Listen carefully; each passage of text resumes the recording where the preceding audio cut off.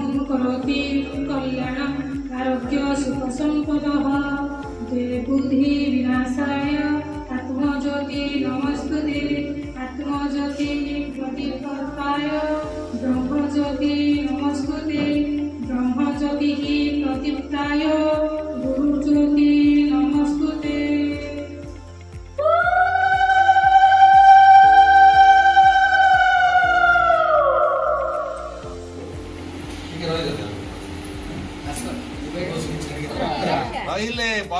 पंचमे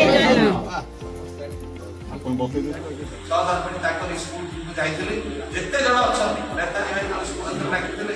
मूल आम पिला शिखेवा वृक्षरोपण कथा तो अलग कथा गोटे मुख्य सेवा करवा तेणुक आम मुख्य नारा था आप जानते से नारा कहले रहिले मन से गोटे नारा को आम 2005 मसीह समाप्त कर और जो घर पाखे पहुंचले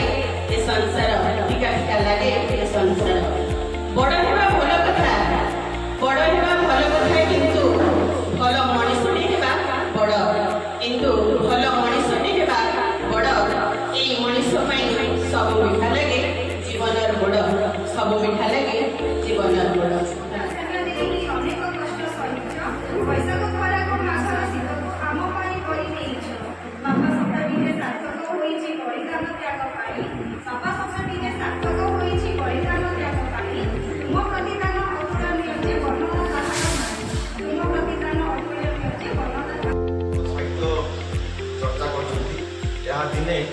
छोट चारा गछ था जड़े चारा रोपण गोटे माध्यम पाड़ी एवं जिते सांबादिकतार 2008 मसीह आसते शक्ति भाई मत लोराखंडी साहित्य संसद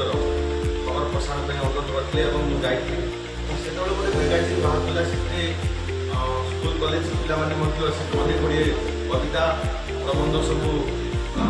देखुले से स्थान पाला और बहुत खुशी लगुला ये जो लोराखंडी साहित्य संसद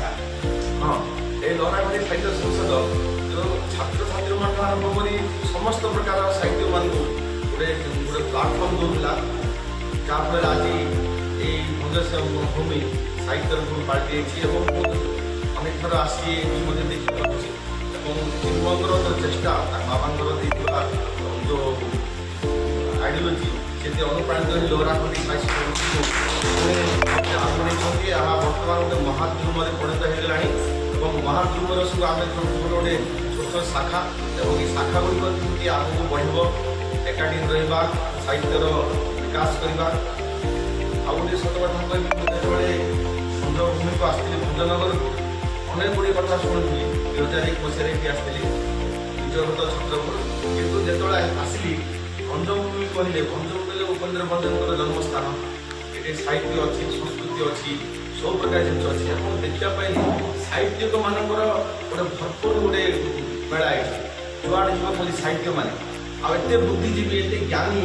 ଏମାନେ ସହିତ ରହି ମୁଁ ମଧ୍ୟ ବହୁତ ନିଜକୁ ଧନ୍ୟ ମନେ କରେ। ଏବଂ ସାମ୍ବାଦିକତା ମଧ୍ୟରେ ମୁଁ ଅନେକ ଗୁଡ଼ିଏ ସାହିତ୍ୟ ସଭାକୁ ଯାଏ ଏବଂ ସାହିତ୍ୟିକମାନଙ୍କୁ ଲେଖକମାନଙ୍କୁ ଦେଖିଲେ ବର୍ତ୍ତମାନ ମୁଁ ଅନୁରୋଧ କରୁଛି ଆମର ସୁଭାଷ ଚନ୍ଦ୍ର ତାରିଣୀ ଉପସଭାପତି ମହୋଦୟଙ୍କୁ ସେ ଏହି କାର୍ଯ୍ୟକ୍ରମ ସମ୍ପର୍କରେ କିଛିଟା ସୂଚନା ଦେବେ।